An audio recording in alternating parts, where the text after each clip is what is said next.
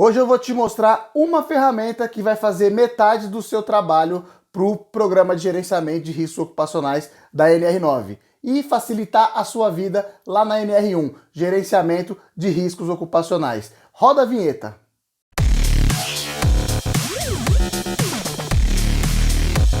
Um, dois, três e...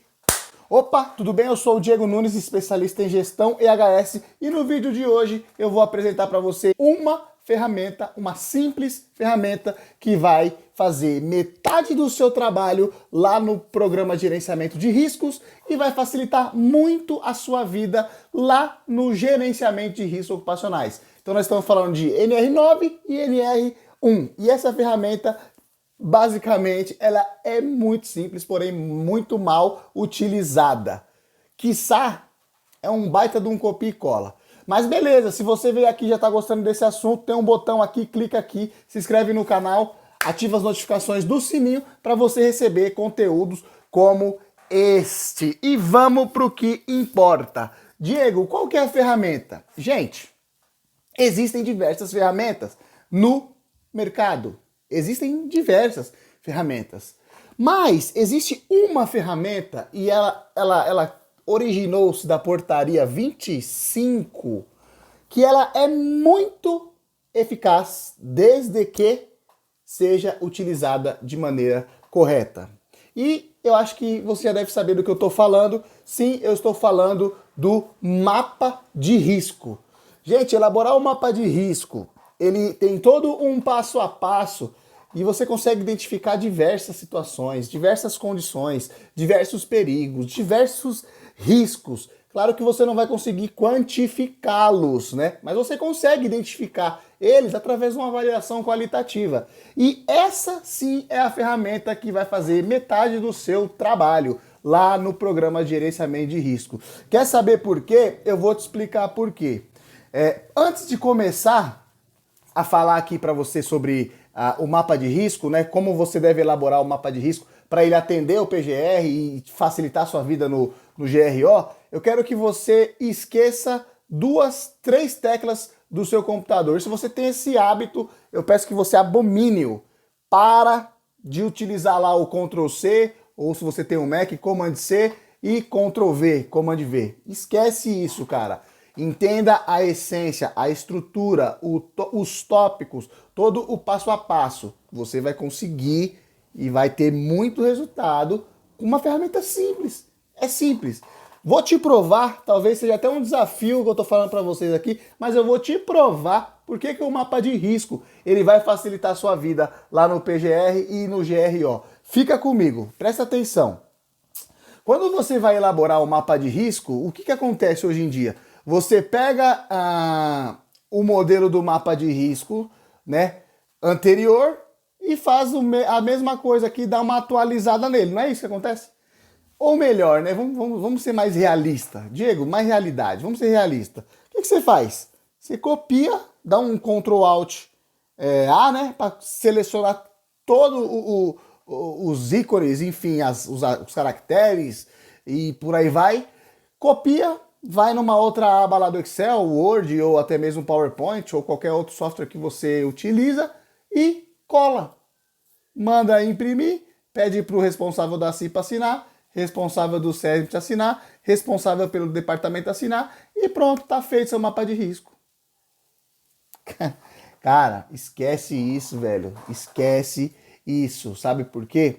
Porque isso daí não gera resultado, além de ser um trabalho de um profissional preguiçoso. Mas vamos lá então, que eu vou falar para vocês aqui por que o mapa de risco vai facilitar a sua vida. Primeira coisa, né? O objetivo. Estou com o meu mapa mental aqui. Se você quiser baixar esse mapa mental gratuitamente, tem um link aí na descrição do vídeo. Vai lá, clica, baixa esse material aí para você ler, estudar e obter mais conhecimento, mais informação. Primeiro, objetivo. Informações e depois fazer a troca e a divulgação dessas informações, certo? E aí, quando eu falo para você que vai facilitar a sua vida, é justamente por causa disso.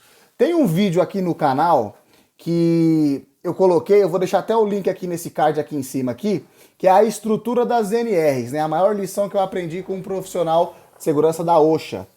Dá uma olhada nesse vídeo depois que você terminar isso aqui para você entender a estrutura das NRs, como elas foram elaboradas e como que elas funcionam na realidade, né?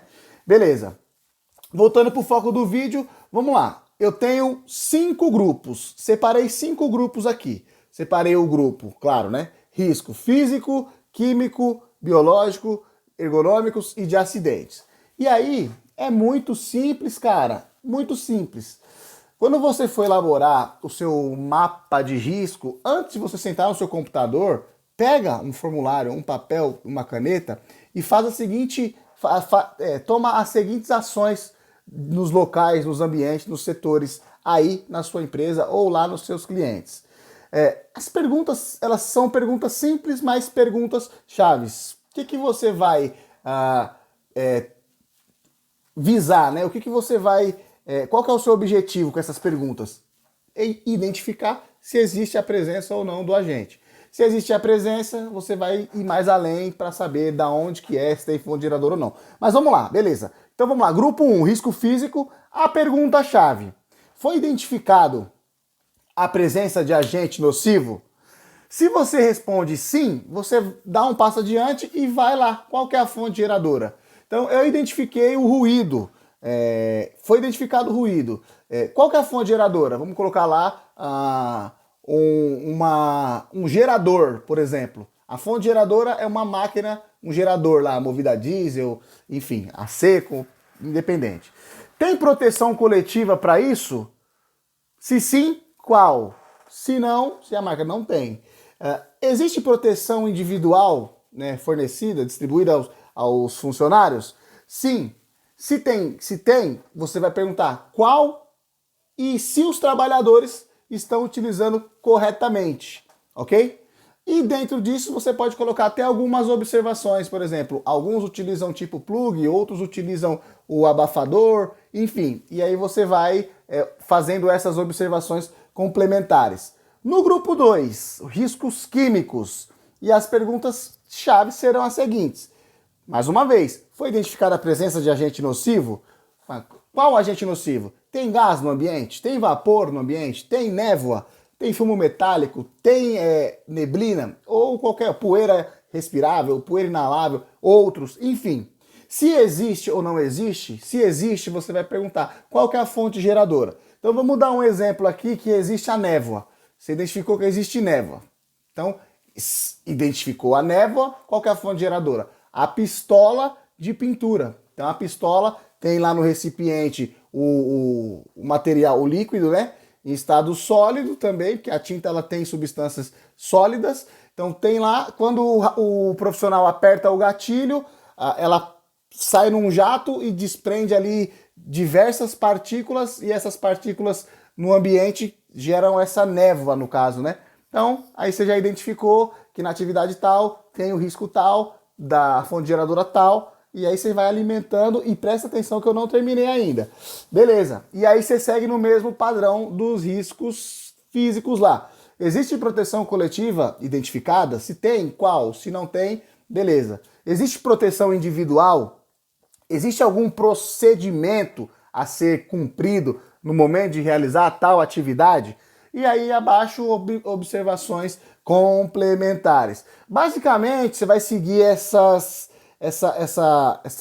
estrutura para todos os agentes, né? Mas eu vou dar alguns insights para você aqui. Vamos lá, continua. Riscos biológicos, grupo 3. A pergunta-chave. Foi identificado algum funcionário contaminado ou algum histórico por problema de doença ou por virose, enfim, por qualquer coisa, entendeu? Que esteja relacionado a riscos biológicos. E aí lá nos riscos biológicos nós temos vírus, bactérias, protozoários, fungos, bacilos e etc, entendeu? Então quando você faz essa pergunta, se você identifica, se houve um histórico, né, na organização ou nos seus clientes, você vai ir mais além e vai perguntar qual. Então, foi identificado contaminação? Foi. Por qual? Covid-19, por exemplo. E aí você tem mais informações para preencher e para depois utilizar lá no inventário de riscos, ok? No grupo 4 a gente vai ter os riscos ergonômicos. E aí algumas perguntas-chave que eu coloquei aqui para facilitar a vida de vocês. A atividade exige esforço físico pesado?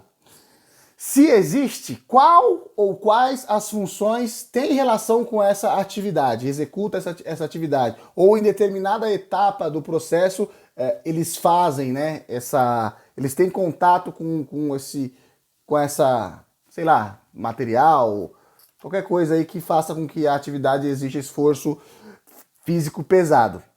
A atividade, ela exige postura incorreta, posição incômoda, ritmo de trabalho excessivo, trabalho monótono, existe o excesso de responsabilidade ou até mesmo existe o acúmulo de função, existem problemas na adaptação com o EPI. Quais os problemas? Com qual EPI? Qual foi a função? Em qual setor? Tudo isso vai alimentando, vai perguntando e vai obtendo as respostas, que você vai ter muita munição de informação para na hora de você fazer lá o programa de gerenciamento de risco.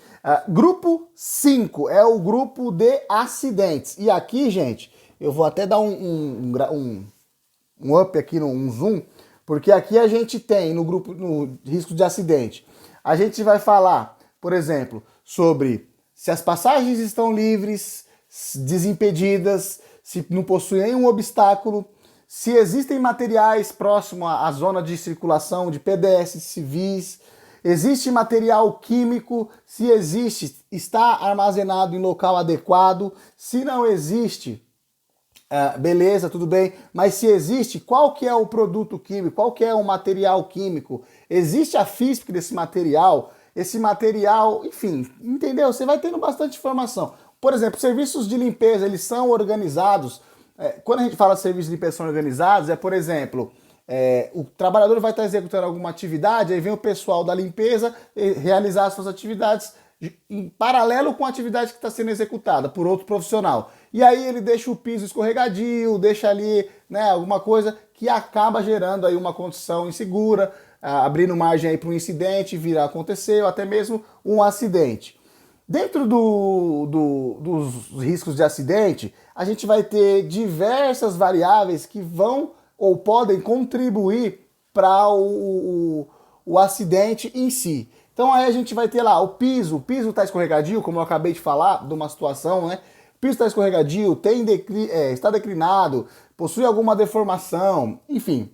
Chuveiro de emergência, então se você identificou que tem risco químico, você precisa saber, tem o chuveiro de emergência, lava-óleos, tá fácil de encontrar esse chuveiro, lava-óleo, tá sinalizado, tá desobstruído. As ferramentas são adequadas, estão em bom estado para utilização, são específicas para cada tipo de atividade, para cada função, entendeu? O maquinário, as máquinas são adequadas, são específicas para cada atividade, estão posicionadas em locais seguros, devidamente sinalizados, operadas por profissionais capacitados ou até mesmo em casos específicos habilitados. As partes móveis das máquinas, elas estão protegidas, né? Ou elas não estão expostas. Por exemplo, aí eu dei até alguns exemplos, engrenagens, correias, polias e etc. O dispositivo, a máquina...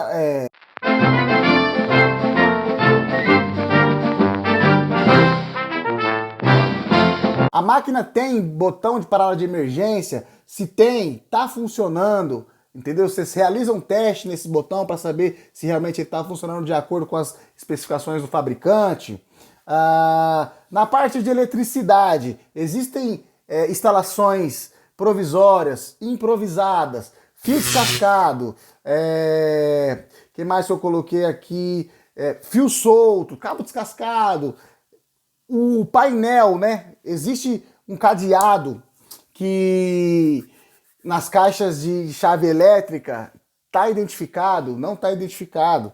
Sinalização de maneira qualitativa, ela é suficiente para o local, para o site, para a planta? Não é suficiente. Você vai fazer as suas anotações, fazendo as suas observações, para depois você conseguir aí fazer, né, um plano de ação e vir adequando essas não conformidades. Transporte de material. Qual o meio utilizado? Mecânico. Se mecânico, qual que é? O carrinho mecânico é na base da do empurrão ou do puxado do profissional? É hidráulico? É movido por força motriz? É pneumático? Perceba que se ele é mecânico, ele vai abrir margem para algumas situações de risco. Se ele é hidráulico, ele vai abrir margem para outras situações de risco. Se ele for movido, né, por força motriz, vai abrir margem de atropelamento, enfim, batidas contra. Edificação, para finalizar aqui, para não ficar muito longo esse vídeo. Há riscos aparentes? Quais? Existe iluminação? Qual o tipo de iluminação? Artificial? Natural? Está adequada? Não está adequada? Eu acho que é isso, gente. Como que você vai fazer a classificação do risco? Ó, eu fiz um vídeo muito tempo atrás, tem uns 2 anos já, falando sobre a relação da CIPA, PPRA e o mapa de risco. Se você quiser conferir, tá aqui em cima aqui o card, clica aí para você conferir. Mas basicamente no mapa de risco, você vai utilizar uma avaliação qualitativa. Então você vai usar um círculo pequeno para risco pequeno, um círculo médio para risco médio e um círculo grande para risco grande. Algumas recomendações que eu vou falar para vocês aqui. Eu recomendo sempre indicar pontos de melhorias, indicar possibilidades, viabilizar os problemas que poderão surgir conforme o passar do tempo. Sempre adotar a prática de observações complementares e sempre identificar área, local, setor, enfim. Beleza, gente? Esse é o vídeo de hoje, eu espero que vocês tenham gostado. O propósito desse vídeo aqui não era elaborar o mapa de risco, mas sim te dar um insight, expandir o seu raciocínio para que você consiga fazer, na elaboração do mapa de risco, metade do seu trabalho vai estar feito lá para o PGR. E aí, consequentemente, sua vida vai estar muito facilitada na hora de você fazer o gerenciamento de riscos, dos riscos ocupacionais. E deixa eu te dar um recado aqui. Será que eu tenho? Não sei. Mas eu acho que eu tenho um artigo no blog lá, que é até um mini curso de elaboração do mapa de risco. Tem apostila, cara, é um baita de um material, um baita de um conteúdo. Se você quiser ir lá ler para você aprender e né, possuir mais informações que vão agregar aí no seu dia a dia, o link está na descrição desse vídeo. Por hoje é só, eu sou o Diego Nunes, fico por aqui, espero que você tenha gostado. Se você gostou, dá o seu joinha. Se você não gostou, dá o dislike, porque vai me ajudar a saber se eu estou no caminho certo, se o objetivo de compartilhar conteúdo de valor está sendo atingido. Se você não é inscrito no canal, clica nesse botãozinho, se inscreve, ativa as notificações do sininho para você não perder os conteúdos que eu estou compartilhando com a minha comunidade aqui no YouTube. Beleza? Espero que você tenha gostado desse vídeo. Eu sou o Diego Nunes, fico por aqui. Nos vemos no próximo vídeo. Valeu!